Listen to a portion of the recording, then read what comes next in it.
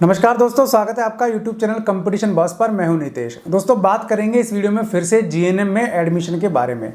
इतने वीडियो बनाने के बाद भी कन्फ्यूजन अभी आप लोगों के क्लियर नहीं हो रहे हैं।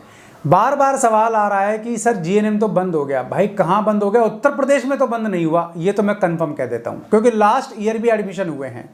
ठीक है, नहीं मानते हैं तो मैं प्रूफ दिखा दूंगा, लिंक दिया है मैंने वीडियो के डिस्क्रिप्शन में, आप देख लेना।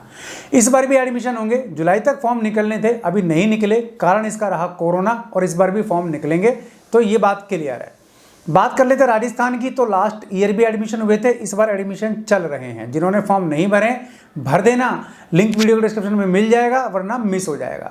दिल्ली, बिहार, वहाँ भी एडमिशन हो रहे हैं। तो फिर समझ में नहीं आया किसने ये अफवाह उड़ाई और किसने आपके दिमाग में ये भरा कि जीएनएम कोर्स बंद हो रहा है। बीएससी नर्सिंग चालू है, चालू था, चालू रहेगा।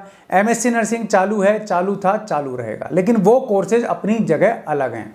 इसी प्रकार एएनएम कोर्स की है, तो बार बार सवाल आ रहा है सर इसकी काउंसलिंग कब होगी या फिर पढ़ाई कब होगी, क्योंकि राजस्थान में तो इसके एडमिशन फॉर्म भरे जा चुके। 31 अगस्त लास्ट डेट थी और इसमें कोई डेट आगे बढ़ी भी नहीं है। अभी फॉर्म गए हैं सारे मुख्यालय, वहाँ छटनी होगी। छटनी के बाद इसमें मेरिट बनेगी आपकी कैटेगरी वाइज, जिसका नंबर आएगा उसको कॉलेज में एडमिशन लेना है और आगे की पढ़ाई करनी है। ये आपकी एएनएम की कहानी है। और जीएनएम आपका बंद नहीं हो रहा, ये जीएनएम की कहानी है। जीएनएम की एक स्थिति और आपको बता देता हूँ। जीएनएम के एडमिशन दो तरीके से होते हैं। अगर राजस्थान की बात करूँ फिलहाल, तो एक तो गवर्नमेंट ने विज्ञप्ति निकाल दी है और उसके बारे में मैंने वीडियो बना दिया था और उसमें अभी फॉर्म भरे जा रहे हैं। वो गवर्नमेंट की तरफ से विज्ञप्ति है, ठीक है। दूसरा, एक्चुअल में राजस्थान में स्थिति क्या है, ये सभी स्टेट में है। जितने भी प्राइवेट स्कूल ऑफ नर्सिंग या प्राइवेट कॉलेज ऑफ नर्सिंग है, इन सभी का एक संगठन बना हुआ है। ये लोग भी अपनी तरफ से एडमिशन लेते हैं हर साल, और इसमें एक ही फॉर्म भरा जाता है। उसमें आपकी काउंसलिंग के थ्रू आपको कॉलेज अलॉट होता है, ठीक है। तो वो जो प्राइवेट वाला फॉर्म का सिस्टम है, वो भी राजस्थान में शुरू हो गया है और आज ही उसकी विज्ञप्ति आई है। विज्ञप्ति आपको देखनी है, देख लीजिए। लिंक इसका डिटेल देखना है आपको तो वीडियो के डिस्क्रिप्शन में मिल जाएगा। तो ये विज्ञप्ति प्राइवेट कॉलेजेस जितने भी हैं, उनमें जितनी भी सीटें हैं, उनके 50% पर एडमिशन होगा। अब 50% का खेल आपको समझा देता हूँ। 50% पे तो ये लोग इस तरीके से एक कंपाइल एडमिशन देंगे, यानी कि पूरे स्टेट में फॉर्म भराएंगे, स्टेट वाइज मेरिट बनेगी और मेरिट बेस पे आपका एडमिशन हो जाएगा। बाकी 50% सीटों पर ये लोग पेमेंट लेंगे मोटा और उसके हिसाब से एडमिशन देंगे। फीस में कोई कन्फर्म नहीं है, पूरा घालमेल है, कोई पता नहीं है। लीगली रूप से तो 50,000 रुपये फीस वेबसाइट पर दी हुई है, लेकिन अब वो पर ईयर है या पर एनम है, कुछ भी नहीं कह सकते, या टोटल कोर्स की फीस है, ऐसा भी क्लियर इन्होंने नहीं किया है। यानी कि फीस में तगड़ा घालमेल है। प्राइवेट और सरकारी में एक फ़ायदा है कि सरकारी में आपकी जहाँ टोटली साल भर की फीस 2-4 हज़ार रुपये लगती है, वहाँ प्राइवेट में आपकी एक साल की फीस ही 50 से 60 हज़ार रुपये लगती है। ये तो राम नाम की है, बहुत कम फीस है। बाकी आपकी जेब से कितने ऐंठे कोई पता नहीं। तो जिसकी जेब में दम हो वो इन प्राइवेट कॉलेजेस से जीएनएम एएनएम कोर्स कर सकता है। डिटेल बताना मेरा फर्ज इसलिए है क्योंकि काफ़ी सारे लोग ऐसे होते हैं जिनके पास पैसे की कमी नहीं होती, उनको पट्टा लेना होता है तो वो ले सकते हैं। इसकी डिटेल्स आपको बता देता हूँ, ठीक है। सारी मैंने आपके लिए आज नोट करके रखी थी। तो 3 वर्ष का है ये कोर्स भी, और इसमें 6 महीने की इंटर्नशिप है। एक कमेंट था जिसमें अच्छा कमेंट मैं मानता हूं, क्योंकि ये कह रहे थे साहब कि 3 साल का कोर्स प्लस 6 साल की इंटर्नशिप है, और वो अपनी जगह श्योर थे। लेकिन भाई आप गलत हैं। 3 साल के कोर्स में ही आपकी 6 महीने की इंटर्नशिप भी शामिल है। क्लियर? तो 3 साल का कोर्स है, बंद नहीं हो रहा है जीएनएम कोर्स, ठीक है, ना हुआ है अभी तक। दूसरा, इसकी लास्ट डेट अभी बता देता हूं आपको। तो लास्ट डेट करें तो 30 सितंबर इसकी लास्ट डेट है। डेट कम दी गई है। फॉर्म इसके ऑफलाइन जमा होंगे, फॉर्म इसके ऑफलाइन जमा होंगे। आपको फॉर्म भरना है, अपने सभी डॉक्यूमेंट लगाने 12th पास के, क्योंकि 12th पास इसमें मांगते हैं।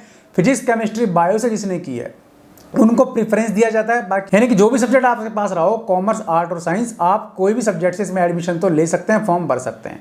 अगर सीटें आपके नसीब में होंगी तो आपको मिल जाएंगी। तो ये स्थिति है इन कॉलेजेस की। अब बात कर लें यहाँ पर हम इसके फॉर्म भरने की। तो फॉर्म ऑफलाइन होंगे, जिसमें आपको एक लिफाफा भी लगाना है 9x4 का। उसमें जरूरी डाक टिकट भी चिपकाना है 15, 20, 25 रुपये के जो भी होते हैं, और वो लिफाफा भी आपको फॉर्म के साथ लगाना है। 500 रुपये इसमें फॉर्म की फ़ीस है, जो कि आपको डीडी बनवाना पड़ेगा। डीडी किसके नाम बनेगा, मतलब किस एड्रेस पे आपको फॉर्म भेजना है, ये आप यहाँ देख लीजिए। आपको मैंने यहाँ शो किया है। इस एड्रेस पर आपको फॉर्म भरना है और इसी एड्रेस पर आपको डीडी बनवाना है। तो दोनों चीज़ें आपको शो हो रही हैं यहाँ वीडियो में, आप देख लीजिए। स्क्रीनशॉट ले लीजिए इसका, या इसको वीडियो को रोक करके आप इसको नोट कर लीजिए। आपका जो डीडी बनेगा वो इस नाम से बनेगा, और आपका जो फॉर्म है वो इस एड्रेस पर आपको भेजना है अपने डॉक्यूमेंट के साथ लिफाफे में पैक करके, ठीक है। ये चीज़ आपकी फॉर्म की है। अब इसमें योग्यता तो भाई आप 12वीं पास होना जरूरी है फिजिक्स, केमिस्ट्री और बायोलॉजी से, उनको मिलेगी प्राथमिकता। अब आप मैथमेटिक्स से हैं तो भी आप फॉर्म भर सकते हैं, आप आर्ट्स से हैं तो भी फॉर्म भर सकते हैं, कॉमर्स से हैं तो भी फॉर्म भर सकते हैं। कोटा इसमें भी फिक्स है, 80% महिलाओं के लिए, 20% पुरुषों के लिए। अगर महिलाएं नहीं मिलती हैं प्रॉपर वे में तो फिर पुरुषों को एडमिशन दे दिया जाता है, ठीक है। तो मेरे भाइयों का भी चांस यहाँ मिल जाता है एडमिशन का। तो ये यहाँ इसमें एडमिशन की प्रोसेस है। लेकिन योग्यता में एक चीज़ ध्यान रखना, आप जनरल और ओबीसी से हैं तो आपके 12th क्लास में आप किसी भी स्ट्रीम से 40% तो मिनिमम होने चाहिए। SC ST वालों के 35% मिनिमम है।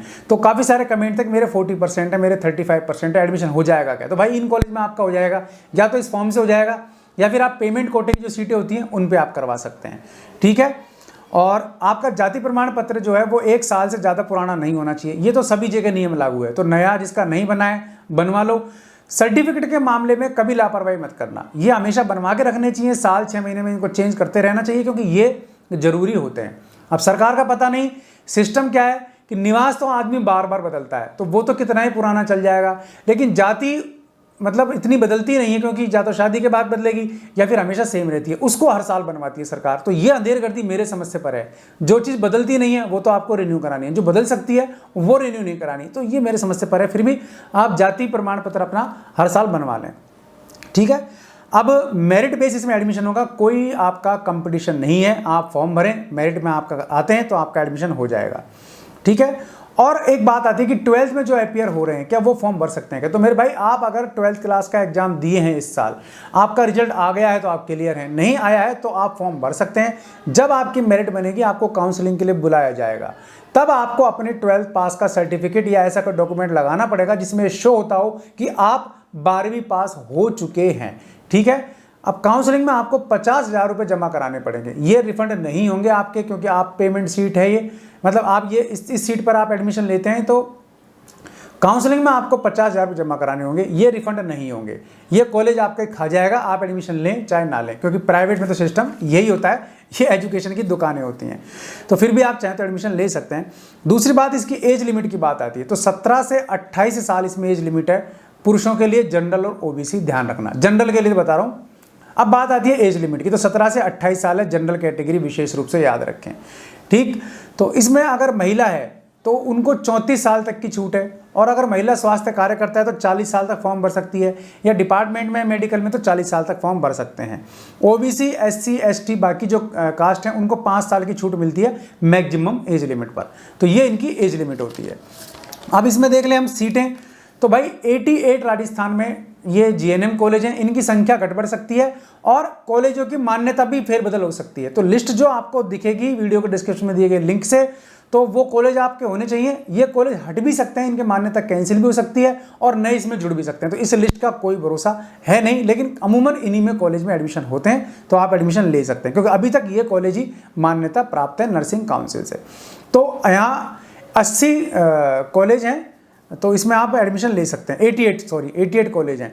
और ये आपको बता दूं, फीस मैंने बताया 50,000 रुपये इसमें बताई हुई है। तो पर साल पर ईयर की है पता नहीं, पूरे कोर्स की है ये पता नहीं, कुछ क्लियर नहीं है, लेकिन फिर भी 50,000 फीस दर्शाई हुई है।